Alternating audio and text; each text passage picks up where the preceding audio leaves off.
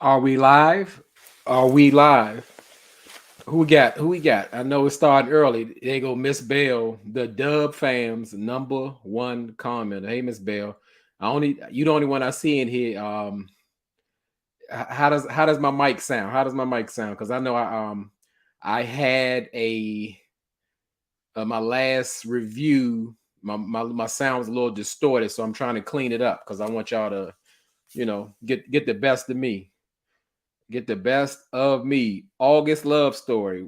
That's the I gotta greet him as a couple. August love story. One of my guilty pleasures. I check out August love story every chance I get. It's a husband and wife team. If you don't know, just to introduce it, Tommy and Artika. Like I said, I just can't stop watching, especially on Saturday morning when they do a coffee, like a little coffee session, and we just talk about, I guess what do you say, the most recent topics of the world or whatever. So check out August Love Story channel if you have not done so as of yet. Like I said, one of my guilty pleasures. I know it's just coming on, people getting on. When y'all come on, anybody let me know how does my mic sound? So I gotta test it because I usually get started around about the 10 minute mark, and when y'all see me on live, I wear every single chain, even when I'm in the house, like Drake. That's what I do. That's what I do. That's what I do. Jacqueline Willoughby. Here they come. Here they come. Jacqueline Willoughby. All right, all right.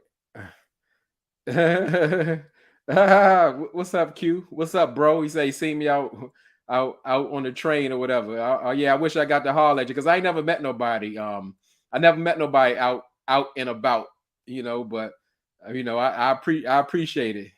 Lady J in the house, JG, my mic sound nice. All right, I'm with it. I'm with it. I'm really enjoying this live thing, and believe it or not, because like the lives, it's almost like a freestyle. Even though now, because people want the reviews, so I gotta still take notes, but it's still like a freestyle. And we get out here and just do our thing. It's an energy. It's organic. You go with the feeling. You can't really get it with a tape video. So who else we got coming in the house? Who else we got in the house? Pink and Cream. Hey, Pink and Cream. We got Jeremy Speaks TV. Jeremy Speaks TV. Y'all don't check. Y'all haven't checked Jeremy Speaks TV. Y'all got to check it out. Mr. Energy himself. When I was just talking about energy, that's who bring the energy. So like I said, he's a ball of energy. Check out Jeremy Speaks TV. He is like one of a kind on them reviews. Anything that he touched. Lenny J. Hey friend. Hey friend. How you doing today? We out here. Just going on because like I said, we're going I guess the format, we're gonna do the Married at First Sight review, and we're gonna talk about anything y'all want to talk about, till we can't talk about it no more. So normally I like to do my lives at least a minimum hour, maybe a maximum of two. We just go off the energy and see how it go, just see how it goes. So I'm just, like I said, I'm waiting for a few minutes for other people to come in the house so I can just get down to it, because I got a lot to say about Married at First Sight. So who else in the house? Who else in the house? I'll just say Miss Bell, Lenny J, Jeremy Speaks TV. Ain't nobody. I don't see nobody else. But like I said, when you come in the door, don't be like Shaq. Speak when you come in. Like, this is our thing, but we want to be polite. We want to we want to be respectful, because that's where I come from. The person who come in the house, they got to speak first, even though I ain't got no thing with speaking, but I need to see you and hear from you, because anybody who knows our channel is that it's all about the comments, and that's what I need, and that's what I do it for. Lovely's in the house, and Yolanda Gibson. I mean, we got some new faces because like I know everybody, because from the comments, I read and touch every single comment wherever I'm at. So, like I said, if you are not new to my channel, whatever, like I tell y'all, it's a safe space on our channel to speak and say what you say.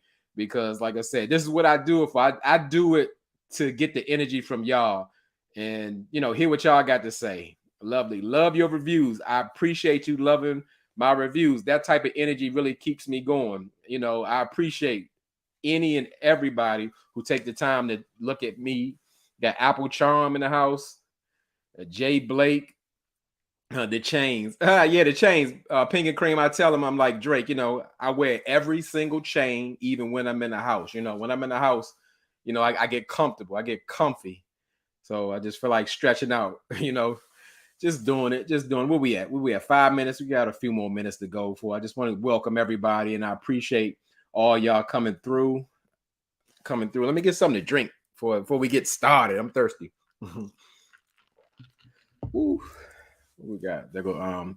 So like I said, we're gonna do the married at first sight thing, and this time we're gonna do a breakdown. We're gonna do like a couple by couple. I will dig into the scenes a bit. I won't hit every single. I'm not gonna read you the whole scene. Just pull out a little bit of something so we can discuss and talk about it. And feel free to put those comments even while I'm doing a review, because like I said, it's the energy, it's a feeling, it's just how we want to do it. Like I say, this is our channel. When I say that, I mean that a place and a space where you can express yourself. And when you look down at those comments, you don't just see another name. These are your YouTube cousins. This is the Dub fam. This is what we do. We do our thing and just enjoy each other. We got Janine Hicks in the house. Howdy. Where you from, Janine? You from Texas or something? Howdy. Oh, look at that. Now that's early. Oh my goodness. That's in let's show this. We got one early. Yolanda Gibson, thank you so much. Yolanda says she's here thanks to Auntie's advice. And absolutely, I'm gonna say this: in every review, I put out a shout out to Auntie, because I use her slogan, because I love it so much. Because like I said, I work with that. I use that. In my opinion, it isolates me. It lets me know, no matter what you're hearing, these are the thoughts of J-Dub. You don't have to agree with me, because we don't do the echo chamber over here. It's just that we might have a difference of opinion, but I may be opinionated, but I really don't want to push my opinion on people. Okay. So Yolanda Gibson, I really appreciate that. You could have spent that $1.99 on a cup of coffee, but you spent it here with me, and I appreciate you. And I really mean that. You didn't have to, but I'm glad you did. What Janine Hicks? She said she's from VA. You from VA, the DMV part of Southern VA. I don't want to try to put your location down, but why I say that, because of course your boy J-Dub is from the DMV, and it is a difference. Like if you're from Norfolk, if you're from Richmond, that's outside of just trying to gauge your idea. Because that's what I said. I be telling people now, like on the lives, because sometimes I don't know who I'm talking to. Me, like I recognize the faces, but I don't know the places, because we find that we got people in the chat who be from Canada and in the UK and all that kind of stuff. So it's very interesting, because I love meeting new people, especially the members of the Dub family. There you go. Michelle Bird. Hey, Michelle Bird. I appreciate you stopping by. And let me see what Miss Bell got to say. Miss Bell said, "Where's Tammy Talks? Give us a different perspective on Airhead." Yeah, and I'm glad you said that, Miss Bell, because we do need that. That's what I was just mentioning. We don't have to agree. And Tammy Talks definitely has a different perspective on Eris, because last time she tried to skip out thinking that we all had to agree. No, we welcome, the debate, because it's friendly, it's respectful, and it's fun too, So who we got? Who we are coming in the door? Brother Feel Good, one of the best names on YouTube. What's up, Feel Good? I appreciate you stopping by. Who we got next? The Coco Brown Experience. Hey, glad you stopped by. So yeah, we about to start in about 1 minute and get this get this Married at First Sight review on. If y'all have any suggestions, drop them down in chat, like who we want to start with, because it ain't really no order, but I do this for y'all. I do this for my people, because as I said, I was almost late to this live on Sabrina Soul's live.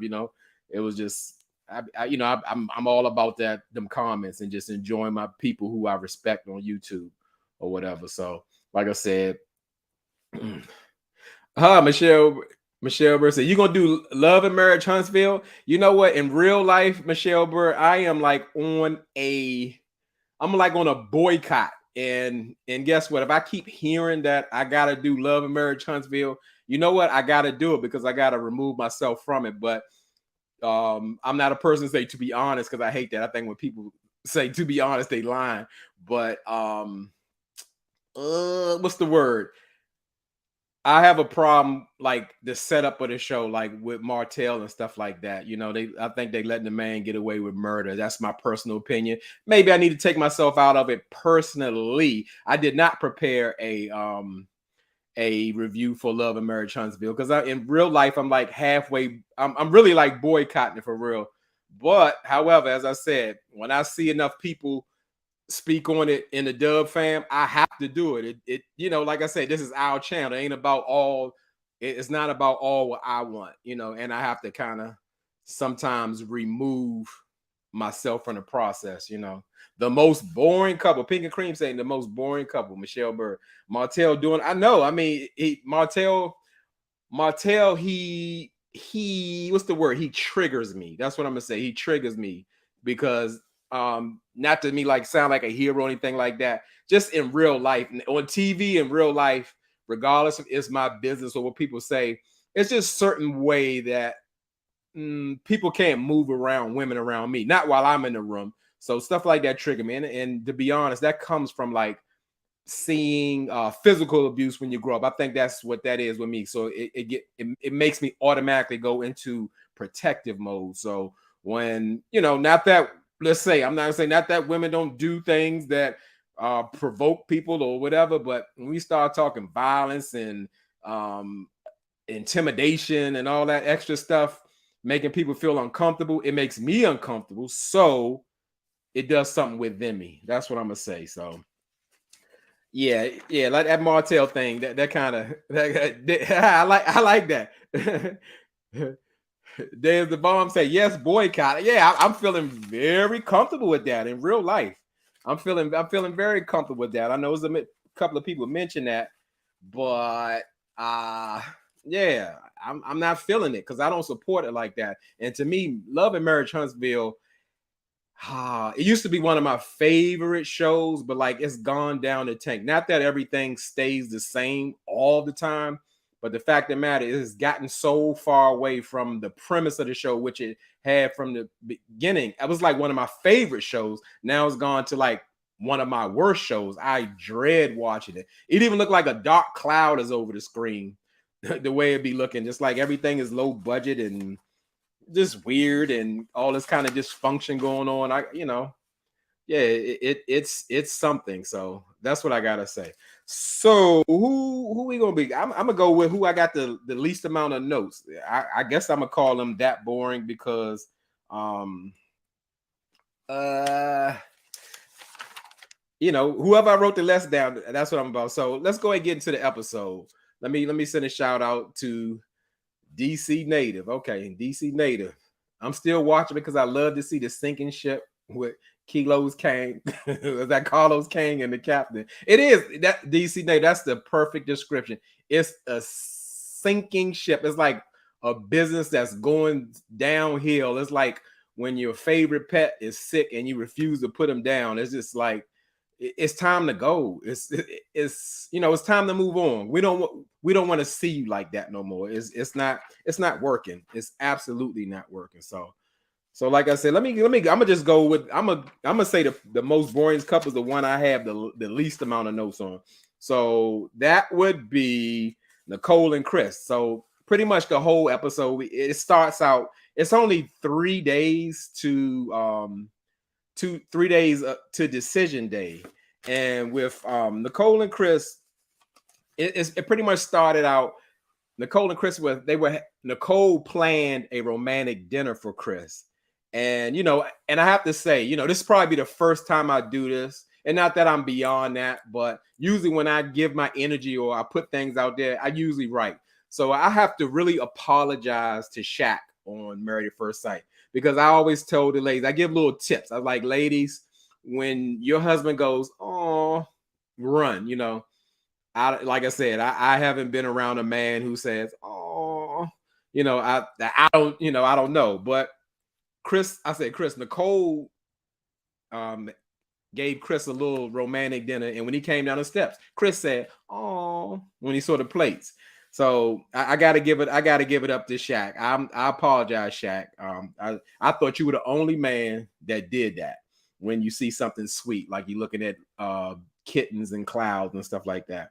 But the romantic dinner isn't really a romantic dinner at all.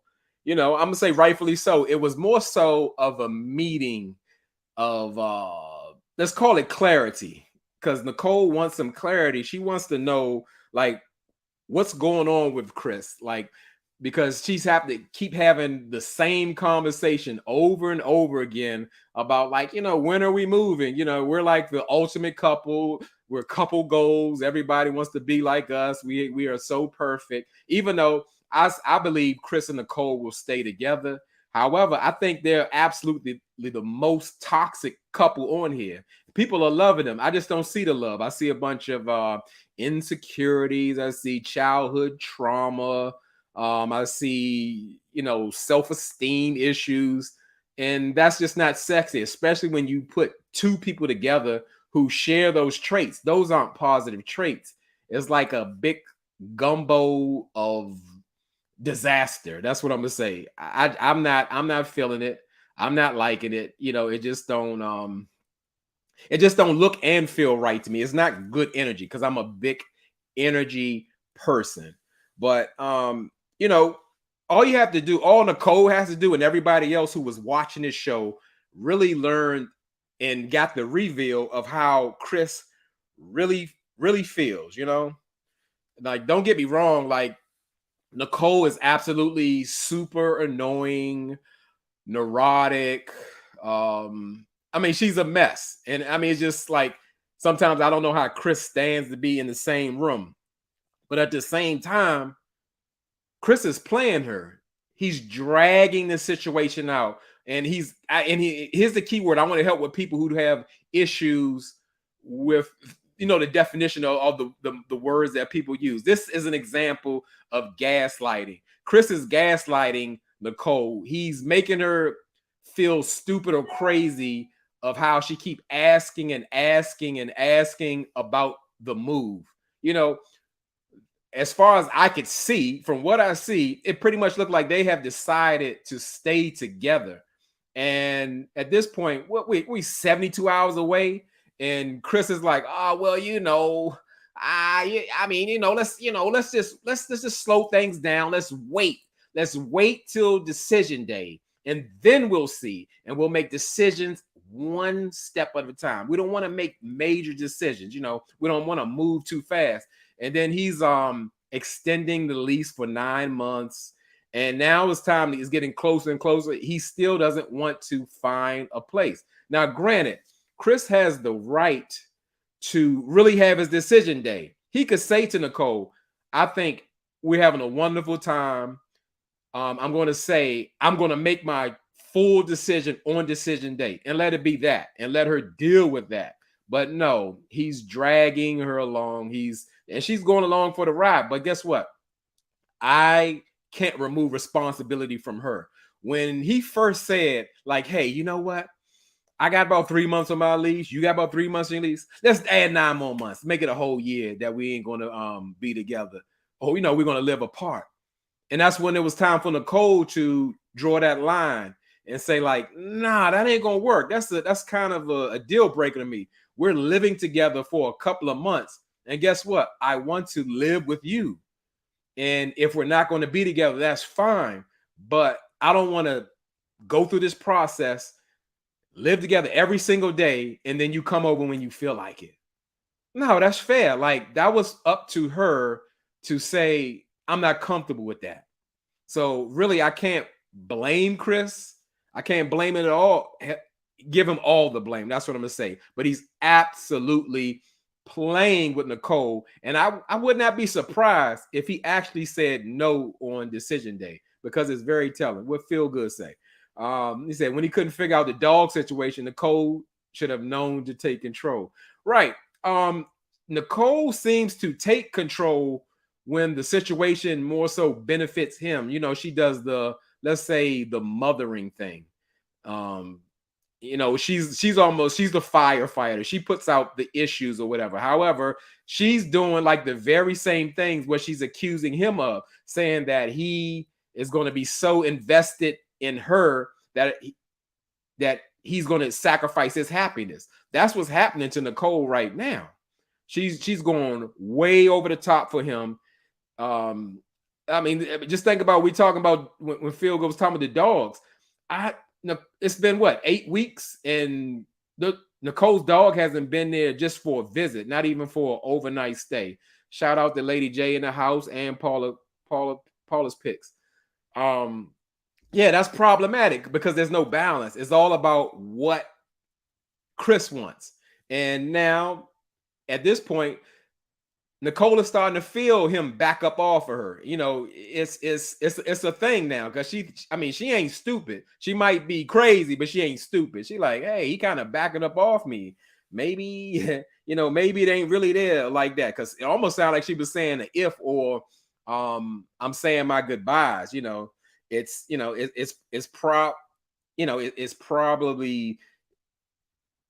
probably better for her to say, like, well, she was just saying, like, well, you know, if whatever happens, you know, where you talking, I love you no matter what or whatever. She's kind of seeing that, like, hey, he's not in it all the way. And yeah, it's just a bad thing. It's a bad thing. Like I said, Chris is probably gonna say no. So I don't want y'all to be surprised if that happens. So pretty much that's all I got on them. So what I am going to do is speak for like what I saw in that group setting, because the guys had a group like a group day out, group night out. The ladies had a group night out. The guys wasn't really talking about nothing as far as, you know, just talking about how their marriage going or what they think they're going to do on decision day and asking awkward questions. It was the ladies' night that I was really interested in. And I'm gonna just say that ladies' night was problematic for me, because like now I was just talking down or talking bad on Love and Marriage Huntsville. I think we need a little bit more from Love and we need more from Married at First Sight. We need more from Married at First Sight, because now we got newlyweds being placed in single people situations. Not that won't happen in real life, but it depends what they're doing. And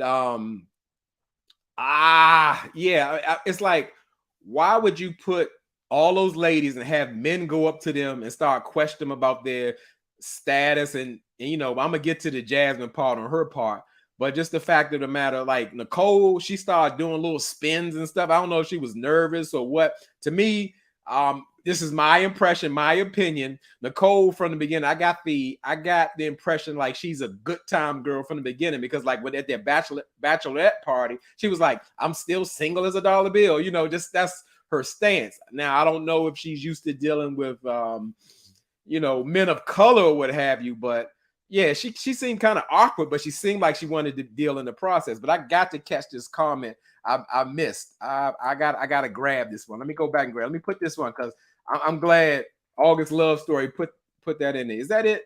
No. But I like that one too. If he says no, he needs to move all of his things out before decision day. She's gonna go crazy. She's gonna burn everything down, bring up everything that she ever did for him, all the sacrifices he made. Nicole is going to be on safety watch and everything else. But I thought I saw another one. Did I pass it? This one, that ain't it. Where am I? I went too far. But I'm gonna say this. I don't even see it no more. But I thought August Love Story put a comment about Clint calling Chris a golden retriever or a Labrador because he's so passive and he won't bite. I mean, I thought it was hilarious and demeaning all at the same time. I mean, I thought it was ridiculous. How could you sit at a table and have somebody call you a puppy dog for real, and you just like, you're good with it? Because you know why? He really is a puppy dog. He won't bite. He ain't got no bite in him. He's agreeable. He will go along to get along, but he also has some manipulation within him. He knows how to play the game. So don't get it twisted. Chris is smart. You know, he's a smart guy. But back to what I was saying, more so the ladies. Like to me, Nicole in that situation, I didn't get her. And Nicole was willing to go back and tell Chris about everything that Jasmine was doing, but wasn't really speaking on to how she was handling herself. And like I said, it confuses me a bit that Nicole really believes that like she's a expert on relationships, but she can't properly communicate or won't communicate to her husband's the deal breakers that she has, the things that is so important to her that they are absolutely deal breakers. So I don't get it. So let's go on. We're gonna move on. We're gonna move on to somebody else. Nicole and Chris. We did Nicole and Chris. Let's keep on with the, I don't know, like they said, because that's the what do you call it? That is the motto of most channels, because we'll go with it that we go with the most boring couple. So let's go to the most second one. Let's go Clint and Gina. I forgot to put up this. So let me put it up for a second and then take it down. So let's go to Clint and Gina. With Clint and Gina, we can see Clint is still like steaming from their meeting with the experts or whatever, because he felt like he was blindsided about the comments that Gina had made about pretty much his personality. And you know what? I feel Clint on this one, because like you can see Clint is doing his absolute best. Granted, Clint isn't perfect, because why I say he ain't perfect is the fact that he will turn into the ginger Eris and be like, a room full of people ain't having sex. So you guys, where's the craziest place you've had sex before? You know, read the room, Clint, read it. But nobody's perfect. Let's go to what Clint brings to the table. Clint has a great personality. Whoever he's around, he makes them feel warm and welcome. He's a communicator. He likes to solve problems, with most husbands like to do. And he listens, and he seems to be genuine and cares naturally about Gina. Like Gina, I said that Clint is really holding back because Gina has already called him ugly. So it's hard for him. It's hard for you to put yourself on the line for somebody you know for sure that they don't like you. Like that's an issue, and that's a problem for real. And he cooks.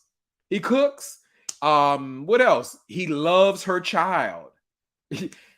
What more could Gina want? All Gina has to do is actually try. She has not tried. And you know why she hasn't tried? Because she has not got over that non-athletic comment. And granted, she ain't ready to be married. No, you shouldn't be with somebody who makes you feel bad or abuse you. But Clint didn't do that. They started off with that, hey, let's be brutally honest or whatever the case may be to each other, and then we'll learn something, which is like Dr. Pascal said, that is a terrible idea, because you're just getting to know each other. You don't even know each other in a bit. So I can see why Clint had all that energy. He's pissed. He's offended. He feels like he's been slapped in the face. Like, I've been really working hard and trying to make this thing work, and now you drop the bomb on me that you like hate who I am or how I am, and you never even told me. So Clint took Gina on a married at first sight date. They went to a horseback riding date, and it was a cute little date or whatever. And immediately Clint started to prove Gina right. Why I say that? Clint met the horseback lady, and she's like, nice to meet you. And Clint is like, nice to meet you. Kissed his own hand. And I was like, damn it, Clint, you're proving her point. You are quirky, weird. You do crazy stuff. Stop it. Just stop it. And he didn't stop there. He even made the comment of like, he got with the horse, and he was bonding with the horse, and he asked the horse, hey, what do you eat for breakfast? I'm sure it's like a bone building choice, like you eat yogurt. He's talking to the horse. That is pretty cringy. It is, like, the humor is off, but overall Clint is a great guy. He's just not that guy for Gina. And this is a great comment right here. right here from Lady J. God forbid if Clint returns the same energy. Exactly. If he said anything about Gina's her mouth movement and the way she laughed or the way she hold her neck or anything like that, she would have lost it. She would have, I mean, Gina would have moved out. Gina would have went back home. So the fact of the matter is, yes, treat people how you want to be treated. And even so, guess what? If you wanted to share something with Clint, share it with him, but use some tact. Don't try to hurt his feelings. But yeah, Clint wanted to know. You could talk to Clint, and that was just dumb. You know, it was dumb. We see like from her actions, Gina has never, I'm not gonna say never. Gina stopped giving Clint a chance after that non-athletic comment. So Clint and Gina, they get to kind of sit down and talk. They had like a little picnic or whatever, and it was very awkward. It was just like you could tell Clint had something on his mind, and Clint popping champagne and telling Gina like, "Oh, this is from year 2014," and then Gina went out her way to say like, "Oh, that was the year I was getting married." Why, Gina? Do we need to know that? You know, but guess what? Some people live in the past. Guess what? Some people don't care what they say around other people because they don't like them. They're okay with that. You know, I should be like, I was picking out my wedding dress and I was so in love and I was at the best time of my life. But apparently you wanted to bring that up. Did you want to bring up that the guy left you at the altar and stuff like that? Did we want to do that? You know, yeah. DC native. Look, I like that. Yeah. If you ain't talking about Gina Salon, she could care less, you know. But Clint had some of that energy. He wanted to get that energy up off his chest. You know, as the communicator that he is, he's just letting Gina know that like I was kind of blindsided by this, and like I've been my quirky self the whole time, but you never told me about it. So what was that? You know, you did that in front of them people. We sit down and talk in the room, me, you, and Hank every night. Now you telling me something I don't know. And I feel him, like I said on that. And Clint didn't say exact word for word what she said. He pretty much said that like, okay, you say I have like this crazy, wild personality or whatever. And she really said like he was bizarre, but she also threw that it was fun. But she knew she offended him because she was like, oh, I know that sounds bad because yes, you meant it in a negative way. And Clint had every right to be offended, but Gina wanted to kind of harp on, oh, you didn't say exactly what I said. I didn't say that per se. You said it, Gina. You said he's strange, he's crazy, he's weird, he's quirky. However you want to put it, you said it. And, you know, what can I say? It's done because Gina just doesn't, she don't care about Clint. But as I said, again, I use two examples. Here's one more, even though we just discussed it. The fact that Clint feels comfortable calling another man a labradoodle and a golden retriever. Like, that's when that personality, that's what Gina's talking about. Granted, it wasn't at Gina, but that's a problem. Don't call no man no golden retriever, no labradoodle. I know you're referring to the personality, but you're really calling the man, you're soft, you're weak, you're a pushover, you're a lap dog. You're saying that, you know, not that he has those mean intentions, but you're saying that. You don't refer to another man like that, Clint. And you know, Gina might have a case on you if she pull up that. So I don't really remember Gina really doing anything or meeting the guys, but moving her mouth like this while she's talking to side. So we just know Gina has friend zone Clint, and that's about it. So let's go on. Where we going? Let's go on to the next couple.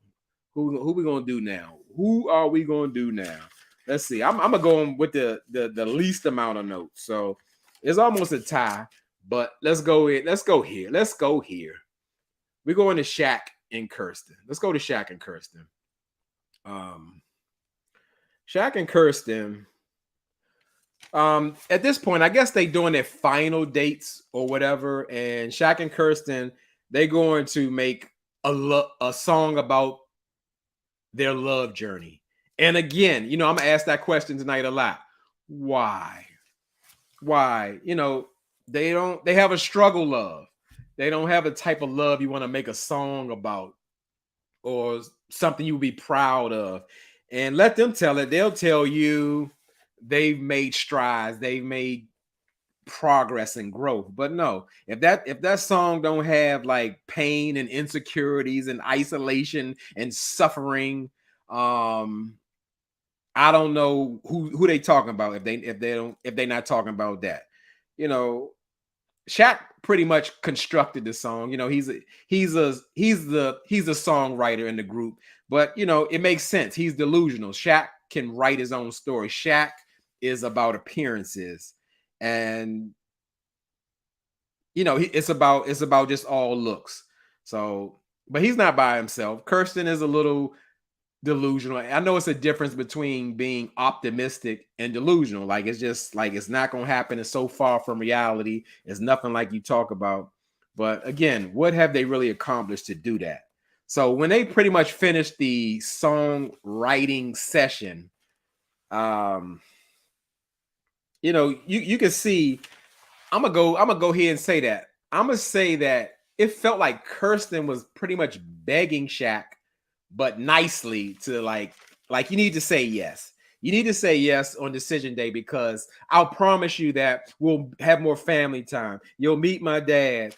I'll take you back to the home I went to after my father left my mother. All those type of things. It's just what Kirsten wants Shaq to believe. She even tried to send it home. She just kept saying like a little chant. She's like, trust and believe, trust and believe. You know, you got to believe me because it's going to happen. And, you know, what Shaq got to say? Shaq got to say, you know, what he's not getting. What does Shaq need? What does Shaq want? Shaq needs that support. Support me, hold me.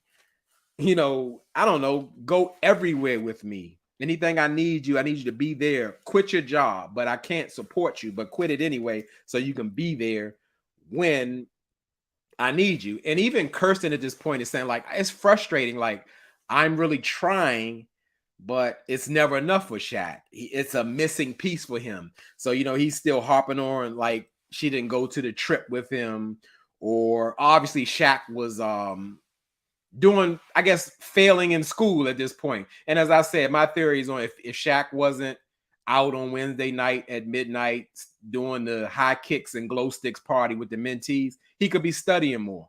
And, you know, he needs to apply himself because surely he doesn't want to spend any time with Kirsten. And like I said, I don't know if I really got to speak on it. That's what I forgot in my review. I actually did a review for Married at First Sight. When Shaq sashayed in the house, flipping and flopping and barely speaking to him, some, you know, hey, or whatever. I'm like, is this guy for real? Like, for real. Y'all are strangers. Y'all get to know each other. Shaq is so cold to Kirsten, regardless if she's a slow starter. There's no excuses for that. But the thing is, in marriage, y'all not gonna be the same person. Y'all do become one, but that takes time. This is a experiment. This isn't like a regular marriage. So the fact of the matter is that you're willing to walk in the house with your lips puckered and flipping your flops out there and barely speaking to your wife. I think it's disgusting. You know, I come from a different place where respect is like the 1, the 2, and the 3. We can't do nothing without respect. You know, it's a thing for me. Stuff like that bothers me. Those are like my pet peeves. You don't think enough of me to speak, or you got to give me attitude without telling me what's going on. You know, Shaq reminds me of a mad woman who doesn't want to speak.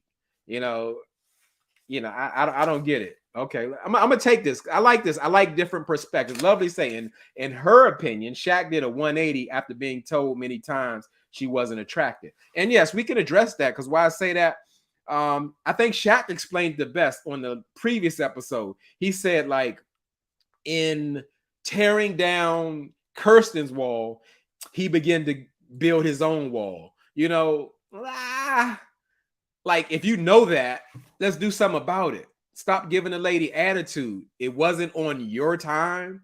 So you gonna pout and get mad, or she wasn't there for you in the trip, or whatever the case may be. Everybody works on their own time. No one is the same. And like Kirsten mother said, that great advice. Don't have any expectations. Yes, you want the best, but don't say this is how it's going to be or this is how it better be. That'll never work. You're going to lose, because everybody's different. Hey, that's my auntie Roro for real. Hi, nephew. I'm late to the party, but it's good to be here. It's always good to see you, Auntie Roro. I'm glad to see you. So yeah, it's just Shaq he's pouting, he's pissy. He's so upset. Like, guess what? He ain't doing nothing no different than Gina, if you ask me. Yeah, because like, okay, get over it. The lady is trying. She's trying. And guess what? If that's not good enough for you, you can say, you know what, Kirsten, today is my decision day. I don't want to do this no more. I can respect that. We can respect that. You know what's good for you. You make your decision. Don't be like, just complete shutting down. I get it. Some people are wired like that. But guess what? Those people aren't ready for marriage. People who can't bounce back from, things they go through in a marriage. It's a marathon. You got to go through the ups and downs. You can't quit when you get to the bottom. There's going to be an up one day if both of y'all working and trying. So I don't like it at all. Like I said, Kirsten was low-key begging that man and promising, like, please stay, baby, please stay. I need you. I'm gonna take you to the cookouts. I'm gonna let you meet my sister and my nephews and all that. I didn't like that, but I don't know what I expect. I'm just throwing out little predictions. I expect Kirsten to say yes, and I expect Shaq to say no. And because you're gonna say, of course, you didn't give me the support. You didn't give me what I need, because that's all I need. I need the support. Support me. And Kirsten's like, I do support you. Like, I mean, I may not support you the way you want me to, but I'm absolutely here for you. You just walking in mad, ain't speaking and all that. I don't like that. That bothers me. So let's go to let's go to the house call. Dr. Pepper and Pastor Cal, they doing a house call, and when they talking to Shaq and Kirsten, they always so upbeat. I don't really call it upbeat. I call it delusional. They're perpetrating a fraud. They know that they aren't winning. They know they're not progressing. They know what time it is. The marriage is going down in flames. Shaq, to me, has already made his decision, and at this point, Kirsten is trying to hold on to her husband at this point. But Shaq loves to put on a good show. He's like a motivational speaker. And to me, like I said, he's downright selfish. And I like that Dr. Pepper called him out, but maybe didn't call him out in a way that he would get offended, even though the truth would be fine. He's like, well, it took so long for her to meet my family, because Shaq do that in his confessional. He'll hit Kirsten with, it's weird. It's really weird how her father doesn't want to come around. It's weird how it takes her mother to come around, or it's weird how her brother has to work overtime to feed his family. That's the thing. Dr. Pepper told him, like, hey, Shaq, everybody's family is different. It's different. So what your family do, even though I seen godparents or whatever from your family, what your family do is not going to be the same what Kirsten families do.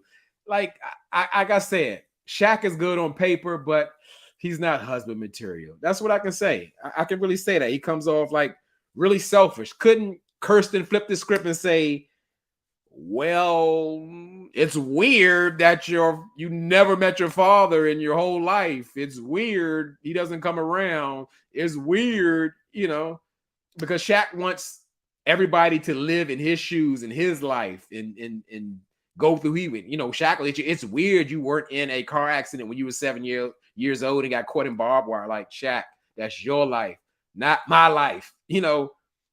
Dr. Pepper tried to reach him, like, make it make sense for real. So I really didn't, like I said, the guys thing, it was almost forgettable with the group. Shaq ain't really say nothing that he ain't never said before. But I go to the women's group. Like I said, the women's group was the little, the girls' night. It was bothersome because Married at First Sight, is introducing things to the show that we don't need. We don't need to turn this into Temptation Island or Ready to Love or anything like that. These are married women trying to hold their marriage together, if they are. Maybe Gina's not, but why are you introducing single men to them and trying to talk to them and all of that? You know, it's crazy. So in this moment, Kirsten held her thing down. She's like, no, I'm, you know, I got my husband, you know, letting you know, even though she got a piece of man, she got her husband. And that's how it should be. It should be a united front, not like, oh, you know, you want to talk to me, or oh, I like the attention. Shaq don't speak to me when he come in the house and you like to speak to me. No. I blame Married at First Sight though. Why are we doing this? So pretty much, you know, that was it for Shaq. But I gotta give, like I said, I gotta put this up. Halima, if you ever see Halima in the comments, Halima is going to give you a comment that you'll never forget. Always. Let me read this thing. Shaq only has the YMC on his mind, and Kirsten doesn't want to end up back at Uncle Tom's cabin. Neither want marriage. My goodness. Yes, it's a show. Yeah, Kirsten don't want to go back to the streets, and Shaq is only thinking about his mentees. They support him. That's why he stay out to midnight every night during the week. He want Kirsten to be asleep when he get home. She on a couch sleep, or when he get home, he don't want to eat dinner. You know, I made you some salmon and some broccoli. No, I'm good. I had chicken fingers with the mentees. No. So let's go to the next one. The last and final one. Who we going with? Yeah, you know, there's only one more. Eris and Jasmine. You know, I think I got the most notes on them. So that's why we waited to the last. I don't know if they were the best couple or whatever. So let's go to what we just need to start out with. Of course, again, it's 3 days to decision day, and Eris is working out at Floyd Money Mayweather's gym with Mac. You know, Mac from I forgot who his wife was. Dom. He's divorced. He's done. They was only together for 2 weeks, and Mac is really questionable. He's a questionable type of guy. Because why they keep bringing him in every episode? Like, why? Don't Eris have another workout buddy? Could he work out by himself? I don't know. Could they have sent Clint over there with him? They one and the same. But Mac consistently mentions Gina. He always got something to say about Gina. And at this point, we can see on what I see, Mac is running game. He hitting Eris with the thing like, oh, you know, yeah, I was in Gina's DMs only because I knew I didn't have a chance with her famous friend, but I still contacted her. That makes sense? So you know you don't have a chance with a lady you asking about, but you still asking. But he always got to say, you know, oh yeah, Gina's attractive. As a matter of fact, all the ladies are attractive. But you know, if you know, he in his confession is like, well, you know, if Gina doesn't stay married, I'll approach her in the DMs or whatever. You already did. You already filling her out. And I hope Gina is not dumb enough to entertain you, because like that's a part of his character. And that's the thing. But speaking of who else is being consistent, you know, Eris is being consistent. You know, at age 40 years old in 10 days, Eris has to he has to always reveal that he doesn't have the basic life lessons, you know. So now he's so proud that he actually learned that intimacy doesn't necessarily mean sex. You know, he's like, Eris, stop telling people that. You're showing your card. You're showing that you're underdeveloped. You're showing that you are really for the streets, and you're not ready to be married. You're not even ready for a relationship. Like, I don't even know who picked him, why they picked him, or whatever. So at this point, let's go to what they need. They need therapy. Eris and Jasmine gets a house call from Dr. Pepper and Pastor Cal. But, you know, to me, they've been sending them over there, so they need reinforcement. They need to send Dr. Pepper, Pastor Cal, Dr. Pierre, Devon Franklin, Yana Van Zant, and even the great Dr. Nicole over there, because they need help. But at this point, it's 72 hours. It's too late. It's too late. Like, we still trying to sell Jasmine to Eris, and he don't want her. He don't like her. He don't, he don't see it for her. So why are we doing this? So we got to keep going over the same things of the lackluster compliments that Eris gives Jasmine, and Jasmine gives Eris very basic compliments. Like, what do you like about her? I really like that she really invests her time in teaching little white girls how to cheerlead. And, she's really into the dog breeding thing. And, she's a hustler. She's a go-getter. I really like what type of, do you meet people like that? Like, Eris, stop it. You need to come up with some more lines. You don't like that lady. You don't like nothing about her. You don't. So, like, stop it. Stop it. Stop it. Always got to, in the building, break the cycle. Appreciate you coming through. So, yeah, it's a farce. It's a joke. You're not fooling anybody. You don't like this lady, and why you keep trying to, I don't know, faking like you do. So we also learned that, this is the first time I heard it, that Eris says that he has social anxiety. And I get that, because a lot of people do, including your boy J Dub. Not on the level that Eris has it, but the fact that he can't, that's why he can't never look nobody in his eyes. He always looking, and I get that. That makes more sense now. I just thought, like, he didn't like to look at Jasmine's bottom row, so he would always just look away. But he cannot connect with people. And again, it's always some type of deficiency. It's always a deficiency, something Eris didn't have. Why? Because it sits on his father being gone, all his friends being killed, and all that kind of stuff. It's too much. So it's just a dark cloud over Eris. I call him dead behind the eyes Eris, because it's just a blank stare. There's nothing there. I got to go to this. I got to address this one. We'll see what people think, because I want to hear. DC Native says, am I the only one who thinks Jazz and Eris had sex? I can't say that you're the only one, DC Native, but I don't share in that sentiment. I just don't think so. It's possible, because both of them aren't great communicators. Both of them shut down. Both of them hide things. So I wouldn't be surprised, but I don't think so. I don't think so. Brother Feelgood say they definitely had sex. I don't know what you see, Phil. What you see that make you think that? Because that's a point. That's a point. Because I don't know if what was it, the Married at First Sight Kit with the feathers, and where'd my light go? He wanted Jasmine to put it on his gooch or whatever. I don't know what happened. So y'all tell me. I don't know. I just don't see that. I don't see that at all.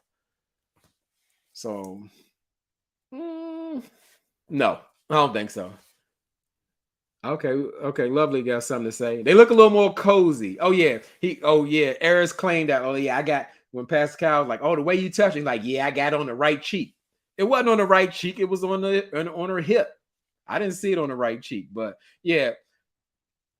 Maybe Jasmine spoke his love language, because Eris wants to be dominated. He wanted to be beaten. He wanted to be choked. He wanted the furry handcuffs behind his back. He want all of that. So who knows what else he want? So it might be a thing. Y'all might got something going there or whatever. Let me see what Phil said. Because Jasmine wants to seem demure, and Eris doesn't want to be seen as a dog. They're lying. They have been getting busy. Why is she crying about he don't like him? I mean, she don't like him, but he haven't said that lately. Like, I ain't attracted to him. But yes, that little freak chest that they brought out Married First Sight, it might have been something. So it's a theory. I can't say. I just didn't think so. But y'all kind of opened my eyes to it. But where we at? I don't think I've heard, I try not to, before I do my reviews, I try not to peek too much into the YouTube world, but it's hard for me. It's so many things coming up on my phone. we're like, hey, Married at First Sight review is out here. And I definitely can't watch Miss Misha's review until I do my reviews, because we say a lot of things alike. And I don't want her to think I'm biting off her style. I'm definitely, I'm a mentee of Miss Misha, but I don't want her to think I'm biting off her style, because we say the same things. And I could take this video, stop this video, go watch hers. I'm like, Misha, I just said that. I'm talking every single video is a sentence that we say that's the same. So that's the thing. But I watch other people's videos and they love Pastor Cal overall about what he said. I thought he said the dumbest advice of all time, even though they give us some dumbest advice. He said, you can't say marriage isn't working until you stay in it. I think that's the dumbest advice, because to me on this show, the differences are so glaring that, like, how could you ignore them? I wouldn't blame every single couple getting a divorce, even though that's not what it's about. The fact of the matter is, you're like, you know what? This ain't gonna really work. It's not gonna work, because I can see that you ain't for me. It ain't gonna work out, But that's the kind of thing that people today. That's why divorce rate is so high. They hear something they don't like, they go through a situation they don't like. You know what? I'm out. We good, and it's just like that. So that ain't the way to approach it, but because these are strangers, I can see why some people would dip out. So Eris and Jasmine, they go on their final date or whatever, and it's paddle boating or whatever. And to me, it's like a direct reflection of how their marriage is. They're not in sync. They one doing this way, one going that way. They not in line. They not, it's what they do. It's how they look. But I see that Married at First Sight constantly puts them on something like some type of activity date. You got to go rock climbing, ice skating, boating. You know why they got to do that? Because to me, they don't have a true intimate connection. So to really sit them down, we seen how their dinners go. We seen how their personal massages go. They're disasters. Come on, put them on some roller skates or something so they can just. And Eris tried to get a little deep on it and saying, like, we got to ride the wave, and like comparing it to their marriage, making analogies, but it was a fail. And he's definitely awkward. But again, now that he's revealed that he has social anxiety, it makes more sense now. It makes more sense. So I guess, I don't know, when they stay married, they go on paintballing. I don't know. Because you know what? I'm going to say something crazy, but I think they're going to take Pastor Cal advice. I think they're going to get married or stay married. And then probably by the reunion, they're going to divorce. We're going to hear some type of Dr. Jekyll, Mr. Hyde story on Eris. It's not going to be Jasmine. Not that she's perfect. And yeah, that's what I believe. I believe they're going to shock everybody and say yes, for real. Jasmine ain't going to speak up. It's just, it's just, yeah, they're going to, I think they're going to stick together. Let me know what y'all think. And as far as like the girls' night out, really, I would have to say I would focus on Jasmine on the situation, because like it shows that she doesn't like speak up or anything like that, because she was very awkward in that moment where the guy was trying to pick up on her or whatever. He was trying to pick up on her, and she was almost like halfway entertaining him. Like he like, yeah, I got the, we can get up out of here. I got that outside or whatever. She's like, what's that? I got that 740 outside or whatever. I'm like, I hope you ain't going for this, Jasmine. Now he's a dog breeder too.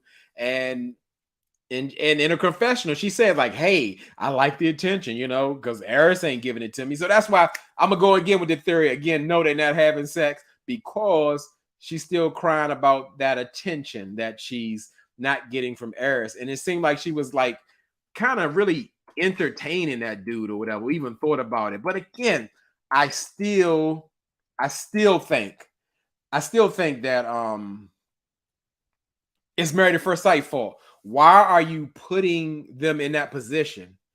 I don't get it. I don't get it. I just don't understand that. Are we playing some kind of game here? I thought we trying to put healthy marriages together and see people win.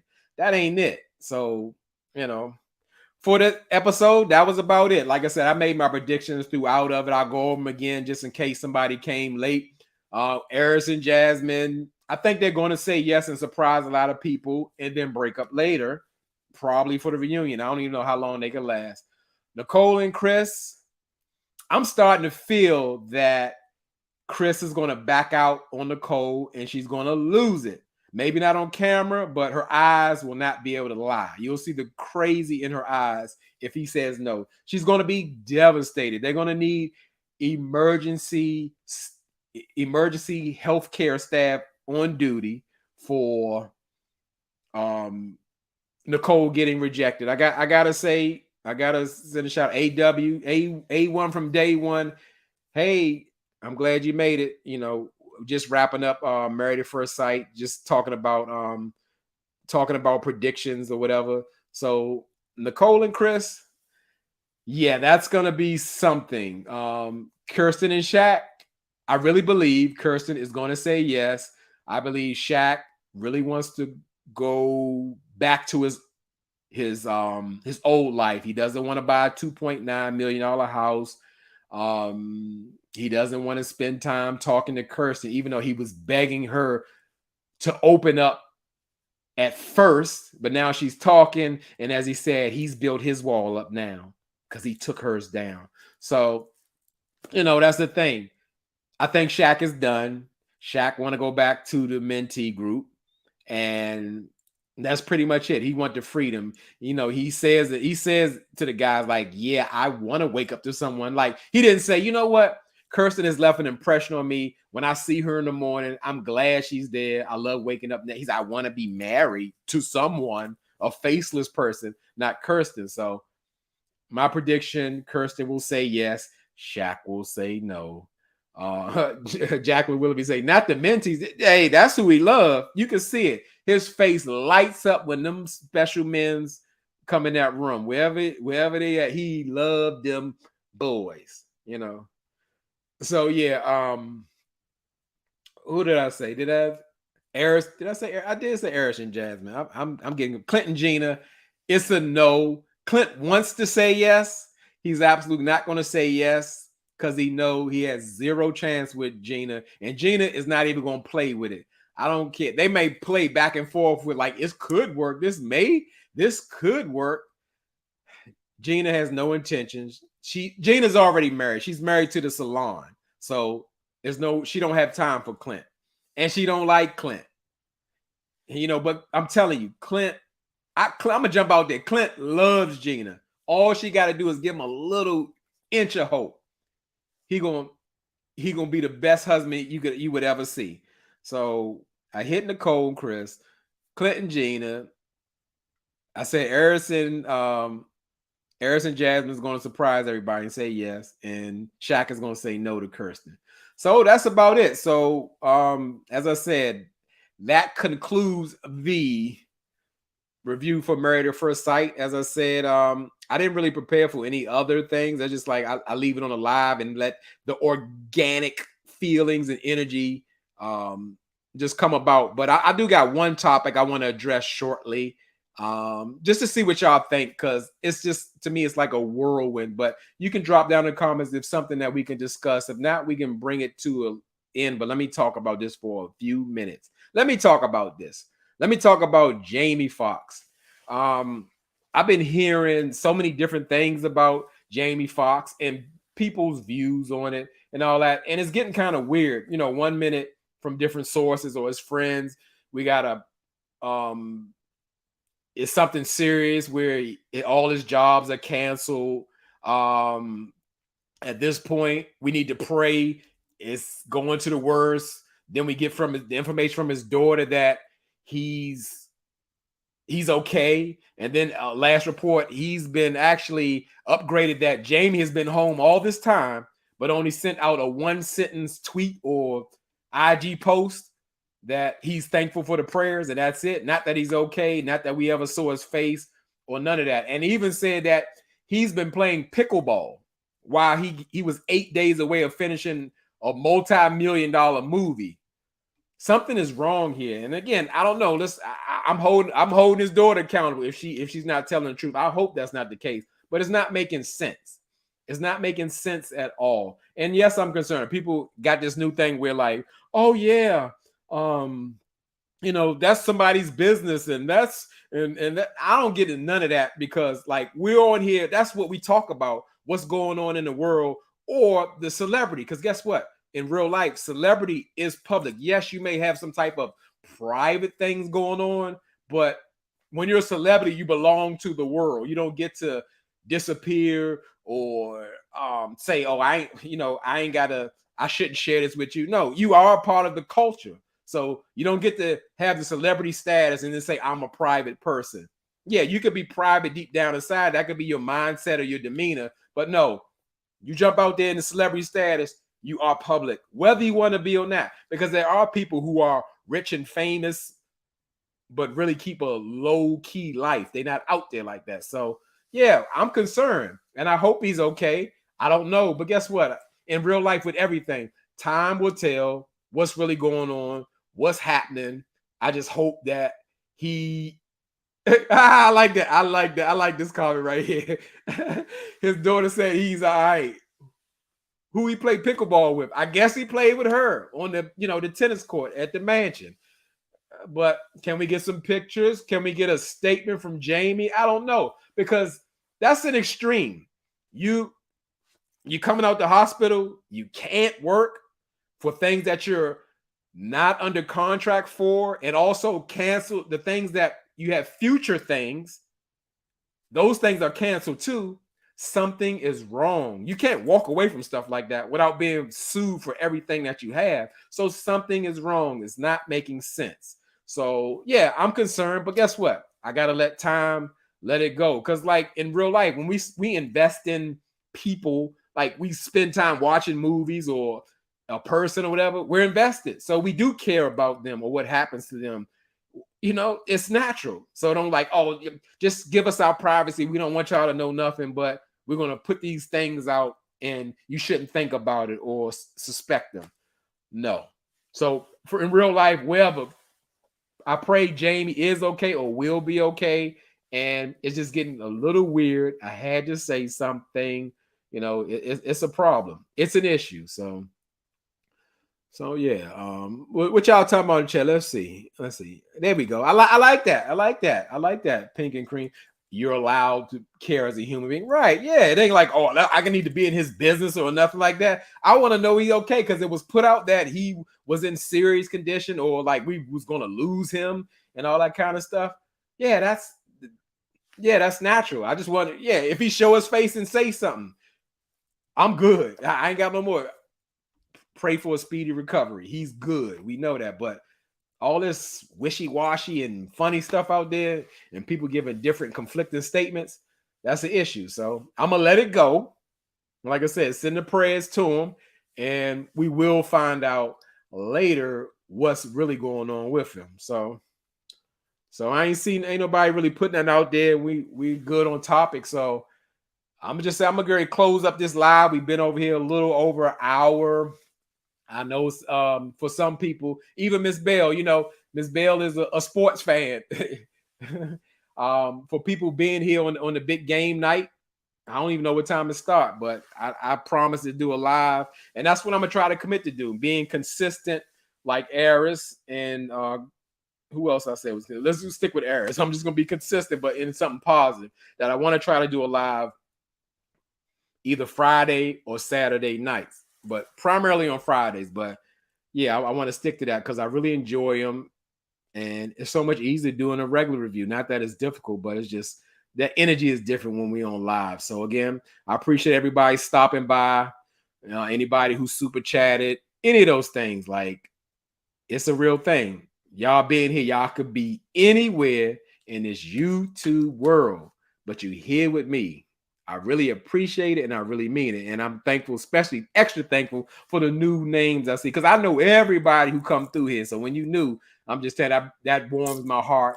And I want to see you in the comments on my I lost my brain on my other reviews. So thank y'all. Appreciate y'all. Have a good night. I'll talk to y'all later.